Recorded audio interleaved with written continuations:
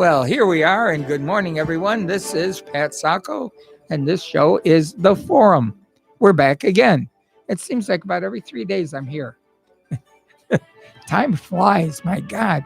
Remember when you were a kid? You went outside at 9 o'clock in the morning to play, and you seemed like you were there 2 days, and then your mother called you in for lunch. Things were so slow. You had so much time, and now you look at your watch and it's 9 o'clock. You look again, it's 3:30. The time just flies. It's kind of like a ball of string. The more you pull the ball of string, the faster that ball goes as you're pulling the string out. And I think as you live a little longer, your day goes by faster. If you're busy. And that's the secret to long life. And that's the secret to health. Being busy. Not sitting around and saying, oh, poor me. It's like, oh boy, what do I do now? Let me do something else. Let me jump right in. Well, we're going to jump right in today with a little extension of what we were covering last week when we talked about activities. Excuse me.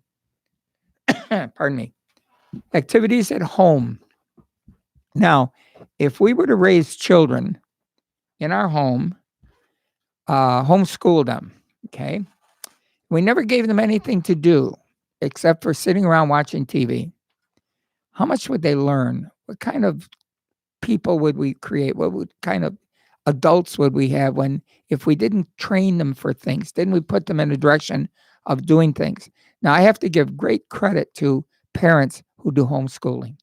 That has to be a tremendously heavy burden for the parent to make sure that the children learn the same kind of curriculums and go beyond that of a regular school, a building to go to.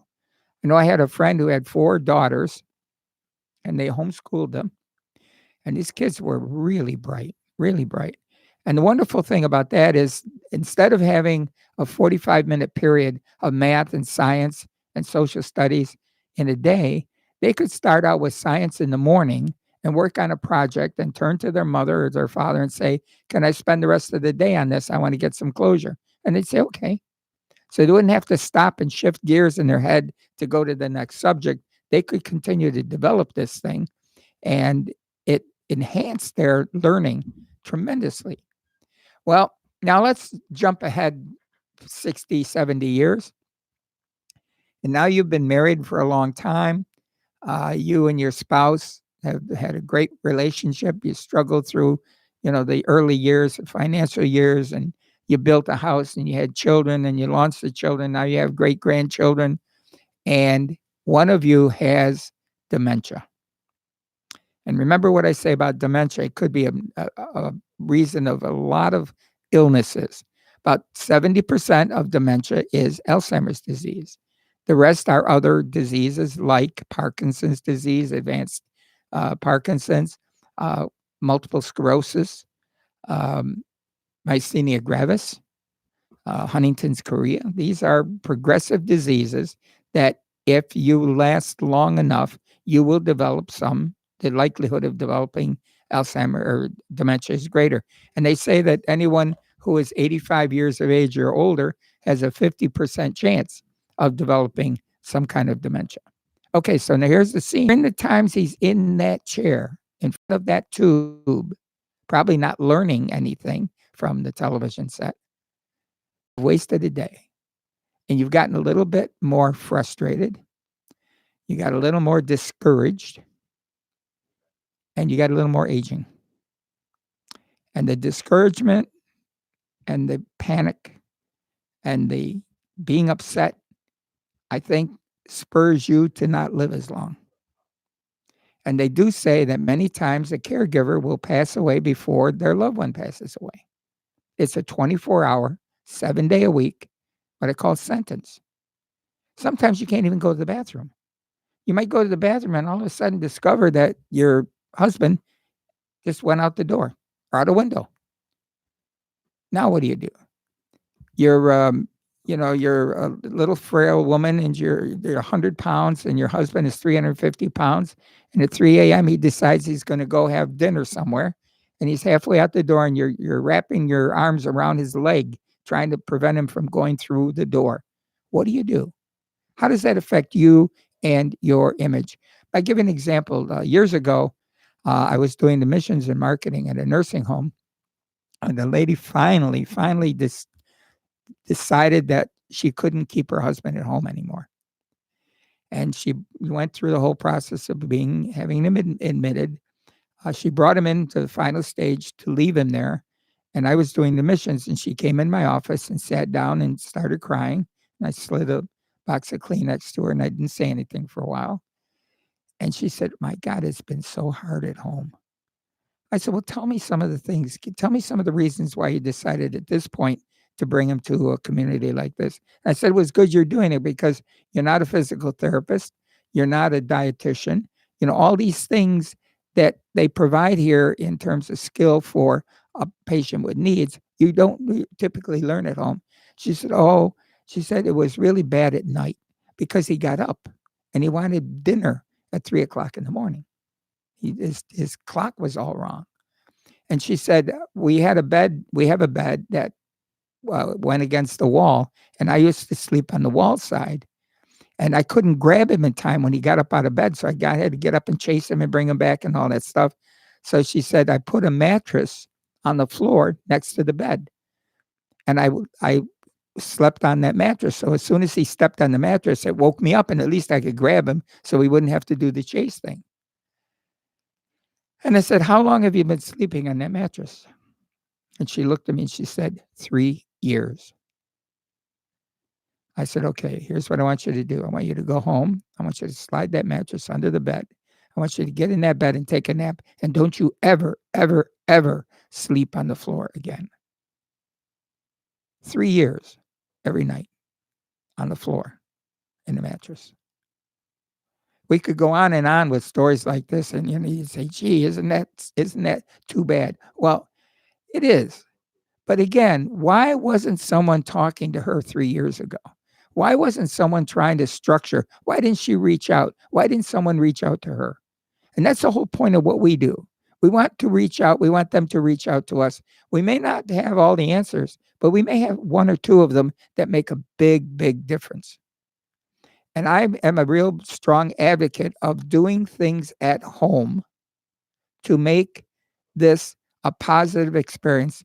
And I use the term engaging. We're going to engage these people.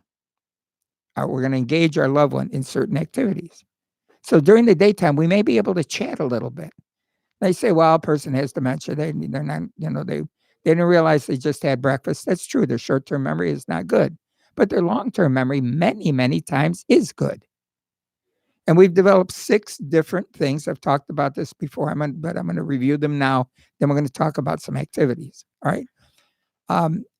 I talk about acronyms. I love acronyms. The IRS put these letters together. One of the acronyms I have is PERSS, PRSSS, PRISSS, PERSS. Well, we're going to do a session every hour for 6 hours, but that session is going to be 10 minutes long. And then we'll do the television thing. One of the first things we want to do is P for physical. We're going to do a little physical activity. We're going to have somebody sit in a chair and lift your right foot, put your right foot down. You lift your left foot, put your left foot down. Put your left arm out, put your left arm in. I discourage doing this. Put your arms above your head because many people can't get their arms up far enough over their head. Smile, close your eyes, open your eyes, stick out your tongue. Follow me, do this, do that. So we do a 10-minute thing, say, okay, our little lesson is done. Now we go TV. The next hour, we do an I. And the I is intellectual. Now, what kind of activity or game can we structure for intellectual? The game of war? You remember when you dealt out half the cards to someone and you kept the other half? And you turned the card over, and let's say you had a 7, and they turned the card over and they had a 3. Well, you won. Your card was bigger than their card, and you put that in a pile. Then you turn out Jack and they turn an ace. Well, they won. They take the card. If they can follow the numbers, you can play war. What's another intellectual game? Bingo is an intellectual game. You have a number tomorrow, but do the TV time or take a nap. The next one is reminiscent, and this is one of my favorites. We sit down, I look at my loved one, and I say, the prom. Do you remember the prom? Did you go to the prom? Yes. Tell me about what happened at the prom. Well, suddenly they're going to gush all these things. What did you wear? Oh, I wore a gown, or I wore a tuxedo. And what did you do after the dance? Oh, we went to dinner. And what did you remember what you had for dinner? Oh, yeah, I had lobster. And where did you go? Well, we had 3 couples in the car, and we went to this party afterwards, and we got home real late at night. They're going to gush all these kinds of things. Or a trip that we took. We went to Washington, D.C. What did we see there? Oh, my God. Remember the huge guy sitting in this big stone chair? I think his name was Abraham Lincoln, wasn't it? Yeah, right. Remember that monument? The big thing sticking up in the sky. Well, what was that? What was Casablanca? What you know what Casablanca is? That's a translation for what? Is he going to live? Or is he going to be impaired? Do I have to take him to a baseball game in a wheelchair? And the doctor just looked at me and smiled. He said, either he will die or he will be normal. And fortunately for us, he didn't die, but the other lung collapsed at the same time. So they had to juke a little bit of treatment for him. He ended up with a degree in physical education. So you could tell he was a big strapping kid and healthy. Because we didn't know that. And knowledge takes the fear away from something. Just like if we talk about Alzheimer's disease to a family member. They don't know anything about it. Nobody has counseled them. Nobody's told them about these things and what might happen. Just giving them information, you could just see the worry drain from their face so many times when you're talking about a disease and giving them information about it. They begin to be relieved. At least somebody's telling me something. Okay, so reminiscence is cool. Well, that's 3 of 6. We have 3 more, and it's 3 S's. First of all is sensory. Now, I may have a couple little jars. In one jar, I have cinnamon, and another jar, I have garlic. And I say, close your eyes and smell this one. What does it smell like? It's sweet. It's cinnamon. Smell this, and this is not sweet at all. What do you think that is? With visually not looking at it, but smelling, using olfactory sense. We could use sound. Close your eyes and listen. What do you hear? What's the noise going on in the room? Or listen very carefully. There's a bird outside. Listen, can you hear the bird chirping? Can you hear the cat scratching on a post? Use our sense of hearing, our sense of smell, our sense of taste. So we can use the senses that and then we'll take a bag, like a cloth bag, and put something in it. Say, all right, close your eyes and put your hand in there. What do you feel? Is it round? Is it square? Does it have spikes on it? Is it soft? Is it hard? What do you think it is? We use our sense of touch to come up with that. Okay. So that's sensory. Social is the next S. We sit down for the 10-minute session. I take a piece of paper and a pencil. I say, okay, we're going to have a party here. We're going to invite our friends and our family to come to the house and have a party. What should we buy at the store? Let's make a shopping list. What are the things you like to have at a party? What kind of foods do you like to have that we can serve at a party? Oh, I like potato chips. All right, let's write that one down. And then dip. Okay, we'll put that down. And cookies. Okay, we'll put that down. And lobster. And I'll say, wait a minute. That might not be terribly appropriate for a snack for a little party, but okay, we'll put that down to get them to think about what they might want to have to eat. Then the other 50 minutes go away. And the last one we have is spiritual. Now, people say, well, don't work on religious things. In this day and age, we don't do that. Well, these people were raised in religion. They were raised in these activities. We might sing a song. Give me that old time religion. Give me that old time religion. We could pull songs out. We can talk about the Bible or the Quran or the Talmud. We can talk about the things that are appropriate to them from their background and history. If they were Jehovah's Witnesses, I would say, didn't they have a magazine that they dropped at the door? Wasn't it? What was the name of that? Do you remember the name of that? Was that the Watchtower? Oh, yeah, right. Okay.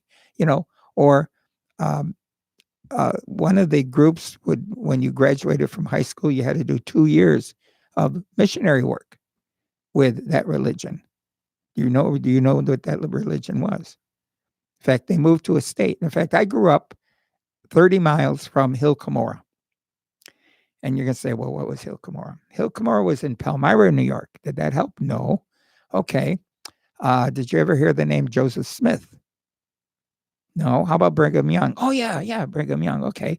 Well, Joseph Smith was a person who lived in Palmyra, New York, and wasn't a terribly bright person, but he was a nice guy, but just didn't really have a lot of academic prowess.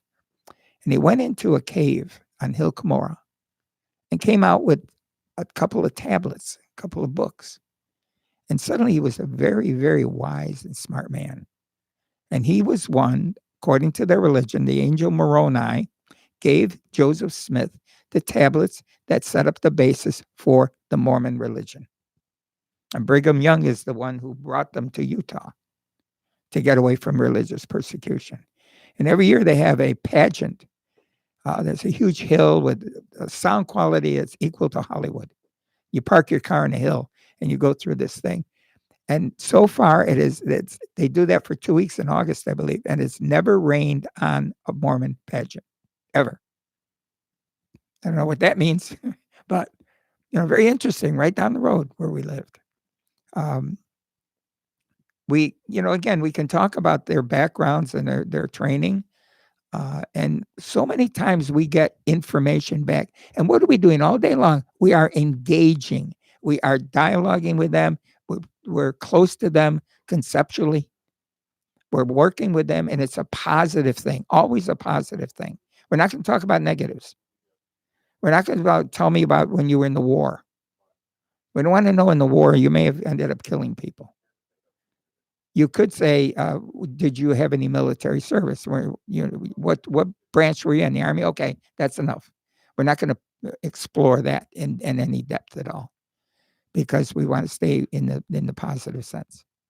And boy, I'll tell you, I love hearing when people ask questions, were you in that service?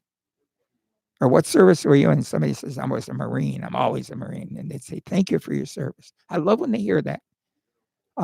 I happen to have been in the Army, and when somebody says that to me, thank you for your service, I think, wow, it just that touches my heart. It was something that I did voluntarily. I was not drafted. I joined the Army because I had a feeling that I owed my country something. I had a feeling my country didn't owe me anything. I owed them. I don't need a passport to go into Texas.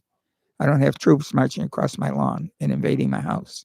We have freedoms here that are unbelievable freedoms and unbelievable success. Yes, we have problems. We're going to always have problems, but we should continue to work to solving these problems. But again, I feel very good about me as a person who lives here. But you see my point about engaging with a loved one? The longer you are a caregiver, typically the more you pull away from that patient, the more you pull away from your loved one, the more frustrated you get. Well, why don't we have all this contact during the daytime? We do this every day. Okay, if we don't plan a party, we can say, okay, we need to get food for the week. What do you want for dinner? We can do reminiscent of thousands of things that we know that we've been to. We took a trip, went to the Grand Canyon. Remember that big hole in the ground? So I always thought Grand Canyon was a canyon. And I flew from LA to home and flew over 200 or 300 miles of Grand Canyon. I couldn't believe it. It's just there, kept being there. I never realized the scope of that canyon. Huge, huge, huge. And a lot of things we don't know much about until we find out about them. And we think, oh my God, it's amazing. Why do the swallows go back to Capistrano every year? Why do monarch butterflies go from South America to Canada 4 generations to get there each year? They go to the same spot that their generations were there before and coming back with 4 generations of butterflies again, come back to the same spot in South America. Why? How does that happen? Whales migrate, same thing. They end up in the same spots, thousands of miles. And we need to learn from our animals. Animals have phenomenal senses. Whales communicate with each other. Dolphins communicate with each other.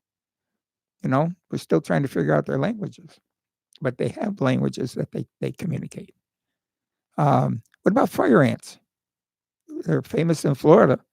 And if you've ever gotten bitten by a group of fire ants, you know that it really hurts. Well, they get on your skin. They don't bite until they send a signal. And that signal goes out around your leg, wherever they are, and they all attack at the same time. Now, how did they do that? There's not a little flag or a little microphone saying, okay, here we go, hit it. They all attack at the same time through communication. There are wonders out there that are phenomenal. Anyway, I'm digressing from working with my loved one, but the point is we can engage. We can engage.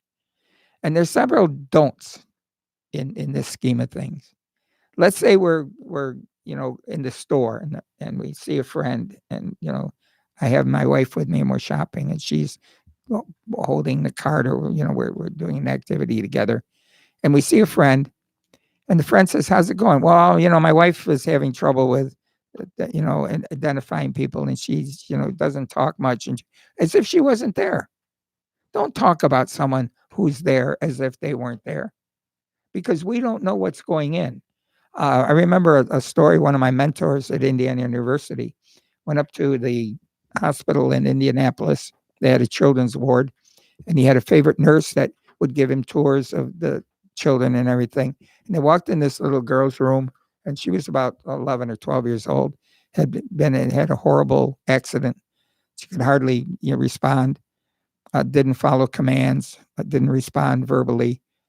And the nurse went up and started running her fingers through this little girl's hair and saying to my friend, this is such a tragic thing. She had such a bad accident. She's never going to get better. She's in this bed and everything. She doesn't know what's happening, doesn't respond. And she looked at her and said, honey, roll over and I'll rub your back.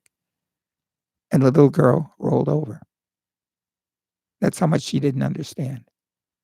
And when somebody said, standing there saying she's never going to get better, what does it do to this little girl? We don't say anything because we always assume that there is an input. Same with the person with a stroke. You have to be very careful what you say around them. The many times, or someone who's in a coma, they'll tell you, many of them will say to you, I knew what was happening. I heard you. I couldn't respond. I heard everything that was said to me.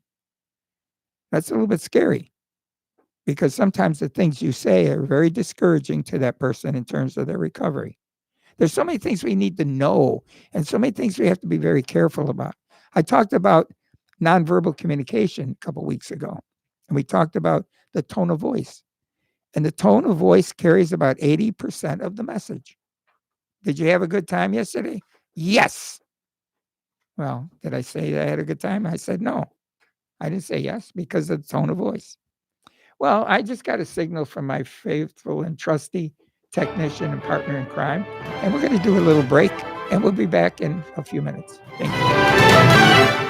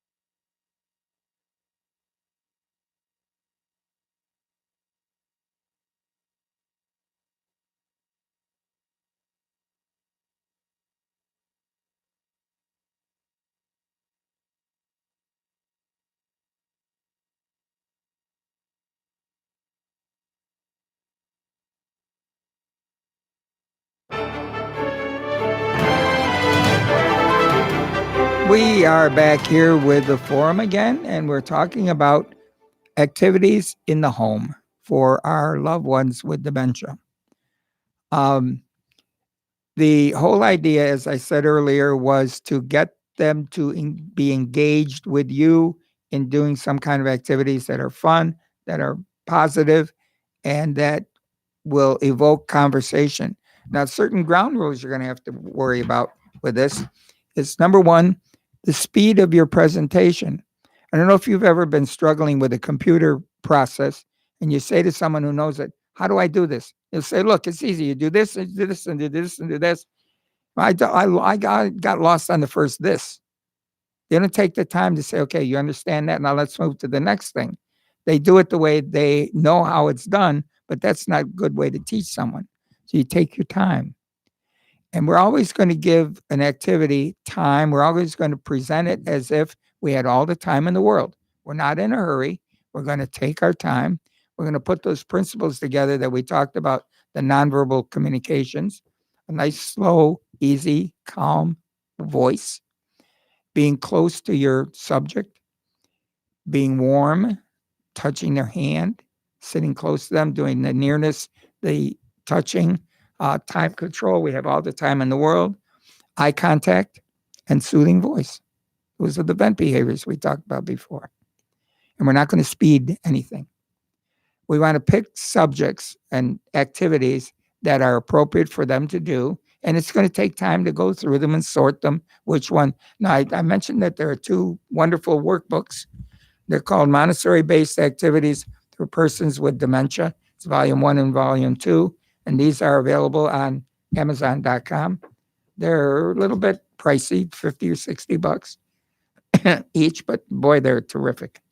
I'm going to just highlight a couple of them if we have time for that. But again, with some of the ground rules, according to Maria Montessori,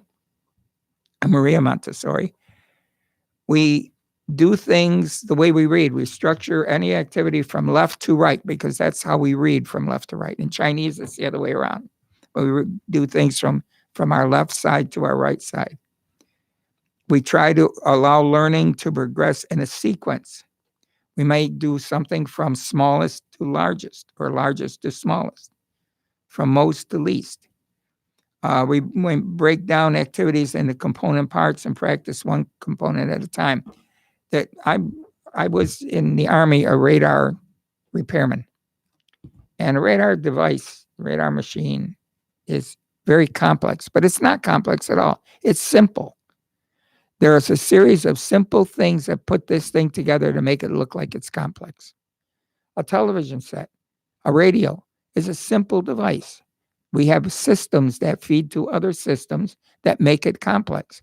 And once you break it down to the simple parts, one of the favorite things they used to do for troubleshooting is they would put us in a room with a radar device and say, okay, it doesn't work, fix it. Find out what's broken. And you took your meter and you started testing this and that and everything. And suddenly you put your meter on one set of terminals and the wire went across to another set and you put your other terminal, your other probe on the other one, and there's no flow of electricity. What they used to do is stretch the wire to the point where the wire would break inside of the casing, but you couldn't see the break. But all you had to do is put your terminals on either side and you'd find where the wire was frayed. All you did was replace the wire, fix the unit. Years ago, there was a huge computer filled a huge room right in the beginning of the golden age of starting computers, and it didn't work. Well, they had all their local people try to fix it. Nobody could fix it. And they hired this guy who was this super guru of computers. And he came in, had a little kit of things. He was in there maybe about 15 minutes, came out and said, it's working. And they said, oh my God, thank you. Well, he sent them a bill for $1,003.42. And they called him and said, what is this bill, $1,003.42?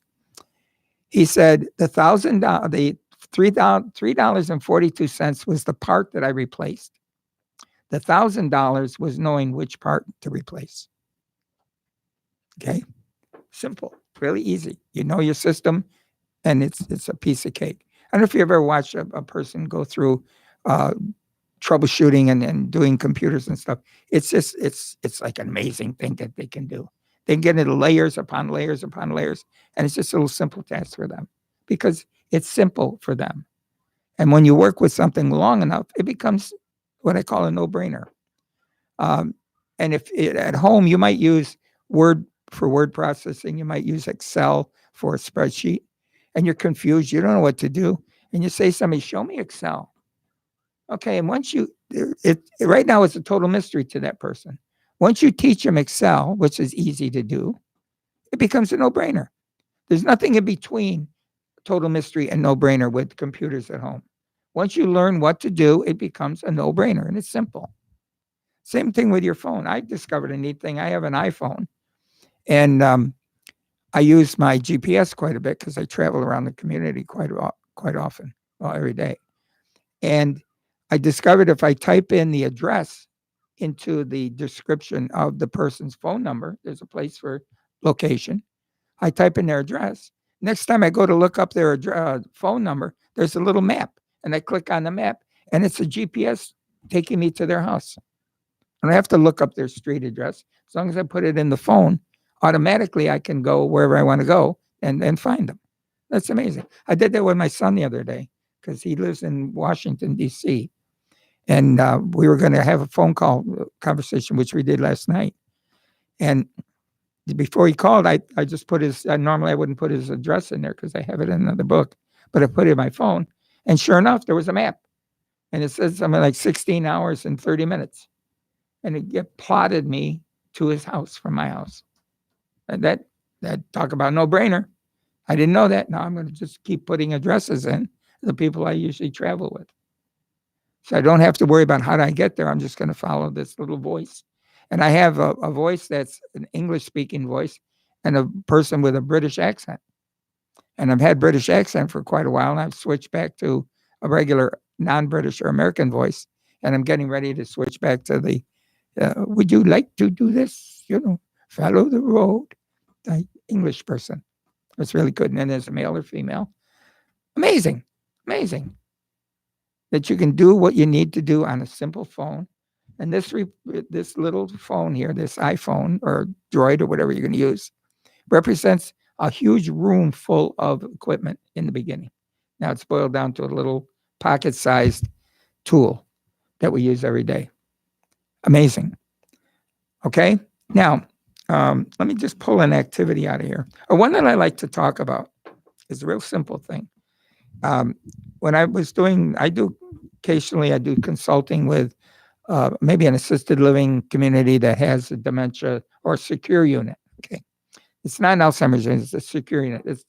You can't get out. Okay.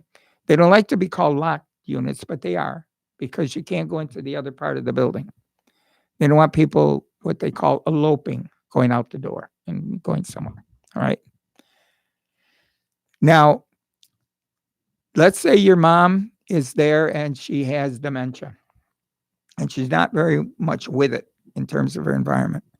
And you say to the group, I want my mom in activities all the time, as many activities you can get her into, challenge her, get something going. Don't just let her sit around staring at the wall or the TV set. In fact, we put a restriction on the kind of TV movies and programs that they would watch in a secure unit. Nothing violent. Okay, not this shoot 'em up kind of stuff. Mayberry RFD, the nice long, fun series. Gilligan's Island, if you have the tapes on those things, they're nice things to watch. Usually have funny, positive outcomes, not the negative shoot 'em up kind of things. Schwarzenegger would not be successful in an environment like that. So we would put something very positive for them. And mom is in an activity, but they put 12 people together in this activity. 4 of them are fairly competent. I mean, they can respond to some really neat stuff. 4 of them are sort of borderline, and the other 4 fall in the mom's category, hardly responding at all. Now, how are you going to take one activity and do this for 12 people? Simple. Let's make it simple. See, I operate on the KISS principle. I say to myself, Keep it simple, stupid. KISS. How can we make it simple? All right. So I'm going to divide this group up into 3 groups of 4 each. And I'm going to get these big fuzzy dice without the string. And the first group, the most capable group, we're going to roll the dice together. And let's say there's a 5 that comes up. And I'll say, okay, now let's talk about 5 places we can visit. Now, this group is capable of doing that. They might say we can, go to Disney World or go to the store or go to Key West or someplace like that. They might be able to come up with that. So we can do a nice activity with them. Now, the middle group probably can't handle that level. So we roll the dice and they get a 4. And we say to them, okay, tell me 4 things we can eat. Now, they can handle that. They'll put a hamburger, a steak, a lobster, crab, shrimp, anything like that, sandwich, hot dog. Okay. Now the last group is hardly attending to the task. So I'm going to take the lady's mom and I'm going to put one die in her hand. I'm going to hold her wrist and I'm going to help her roll that one die. And it comes up to a 4. And I look at her and I say, how many? And she just gives me a blank stare. And I take her finger, I hold her finger. I said, let's touch these dots. Ready? 1, 2, 3, 4. Let's do it again. 1, 2, 3, 4. Count with me. Ready? 1, 2, 3, 4. And many times I'll get a counting from them. Many times they'll count for me because we're introducing a repetitive activity. Now, what have I done? I've woken mom up. She's not going to be sitting there all day in an activity sleeping. She's going to participate somehow. So I'm taking a simple activity, breaking it down to the level of the individual that is participating. If we do a thing on reminiscing and they're struggling with remembering things, well, we'll think about what else could we do? How about clothes? What kind of clothes do you like? What kind of clothes do you wear? What's your favorite color of a blouse or a pair of pants or something like that? We can take and break down to where we will give a response. When we get a response, we build on that. Let's say they're good on color. Okay. What color is the American flag? The flag has some colors. What colors are those? Remember? Is it green? No. Is it yellow? No. Is it red? Yes. Okay, good. That's red. What else is in there? There's one on the wall. Look at it. What colors are on that wall with that flag? You can just take and break it down to simple things. The idea is getting response. But remember, we're not going to treat them like children. If we ask a child to count from 1 to 10, and there's a cute story about this. Little boy goes to kindergarten, and the teacher says, can you count? You said, yes, I can count. My daddy's a gambler, but he taught me how to count. So he said, okay, will you count for me? He said, sure. 1, 2, 3, 4, 5, 6, 7, 8, 9, 10, Jack, Queen, King. Well, he counted the cards. He didn't learn how to count. Daddy taught him the cards. Break it down to its simple units. If we can get something, we can get using, I might say, okay, each card has points. The 3 has 3 points. The 4 has 4 points. Which one is better? Which one is stronger? Which one is worth more? Well, the one with the 4 points instead of the 3 points. You just break it down, and getting the response. Now, with a child, if you say count to 10, and they go 1, 2, 3, 4, 5, 6, 7, 8, 9, and you say, no, that's not right. Do it again. We would not do that with someone with dementia. You know what I would say if they got up to 9? Good job.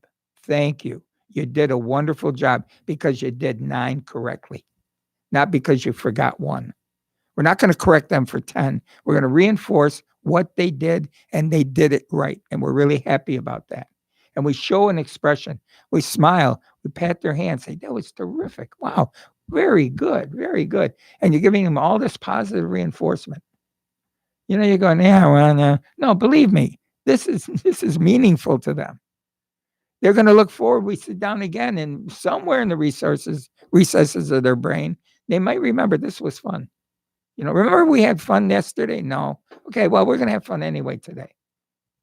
We're going to do that. And don't say remember, by the way. we're going to continue to do this. We were here before. We're going to do this again. I don't remember being here before. That's okay. That's fine. That's fine. We're still going to have some fun. And I'm going to do it slowly and to their pace and with success in mind. Success is the key. And reinforcing with success is the key. Now, can we do something like this at home? Is this totally beyond our scope? No, it's not. It's simple. It's easy. Some people call this professional intuition. I call that common sense. If I want to get a response from them, what kind of commonsensical thing can I do with them to engage them, to make me feel good? At least we talked today. At least we interacted today. At least we did something today. Rather than we didn't do anything today. We didn't do anything yesterday. We're probably not going to do anything tomorrow. Now, these books have about 40 different activities in each one. And some of them are very clever. Just let me pull one out here.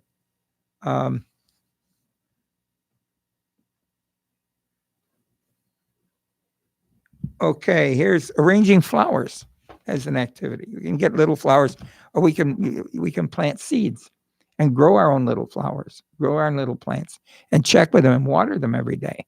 Where's the plants? Let's get the plants out. Oh, look, they look a little dry. Let's put a little bit of water in there. Look, see that little green thing coming? That's going to be a flower. We're going to make a flower out of this. Little tiny, get a piece of cardboard or something, like a little box type thing, put a little soil in there and plant a seed and let it grow. And monitor it every day and water it every day and talk about it every day. Little simple things. There's scooping exercises, pouring activities, care of the environment, matching activities. There's one where you can have little cards that have the names of states on it. And you can have two categories, North and South. You hand them one card and it says Alabama. Is that a northern state or is that a southern state? That's a southern state. Okay, let's put it in that pile. New York. That's a northern state. Let's put it in that pile. If they can handle that. If they can't handle that, we don't do that. We might let's talk about New York. They have a lot of neat things in New York. There's a big river and it pours over this big piece of rock. And it's near Buffalo, New York.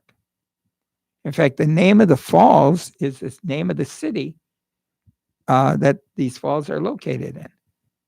Is that Niagara Falls? Yes. Did you know that only 10% of the water from the Niagara River go over the American Falls? 90% of it go over the Canadian Falls as the river comes down. And one year, and I was privileged to be there at the time, they closed off the American Falls. They put a dam across that where that 10% went because they wanted to examine the rocks that were below the falls. There was a whole mess of rocks that had been eroded, and they wanted to decide whether they were going to take the rocks out or not. And it was the weirdest thing to see this ledge of dry and then this pile of rocks below it.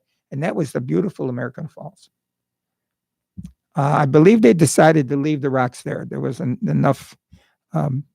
They thought there wasn't going to be that much more erosion on that.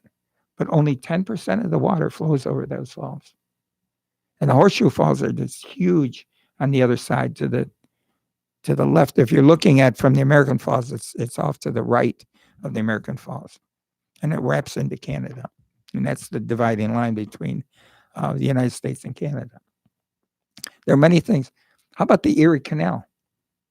I wonder if they know that song about the Erie Canal.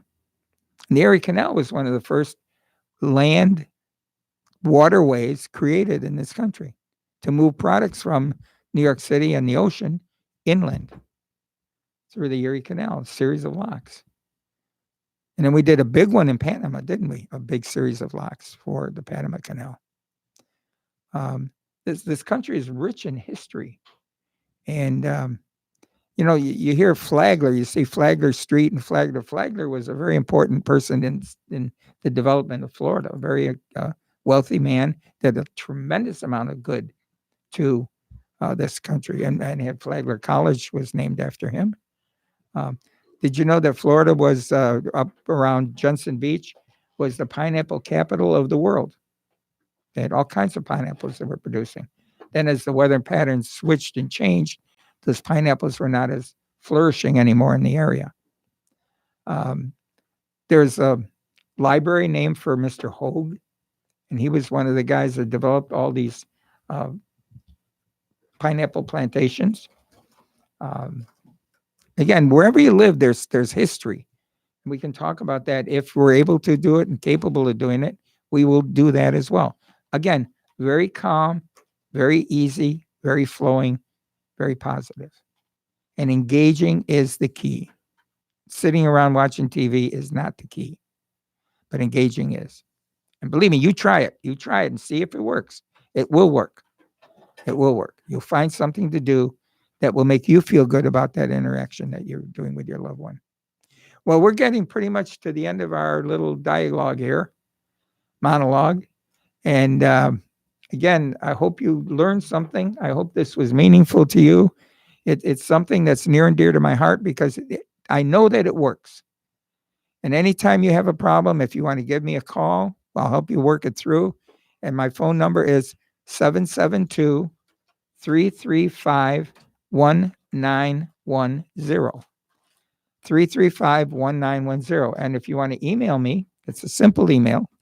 It's callsacco@aol.com. CALLSACCO@aol.com. Drop me a line. I'll respond to you. Give me a call. I'll respond to you. And we can monitor this thing together and see how we can do and just continue to build. And we're not going to sleep on mattresses on the floor, are we? No, we're not going to do that. Anyway, I have a real good friend of mine is working for a company, and he's going to be here with us next week and talk about this company that's been in this area for something like 40 years, I think. And most people don't realize that. And they've got a rich history in this company. It's a home care, Medicare program. And we'll be back again next week with the Forum on WSTU 1450.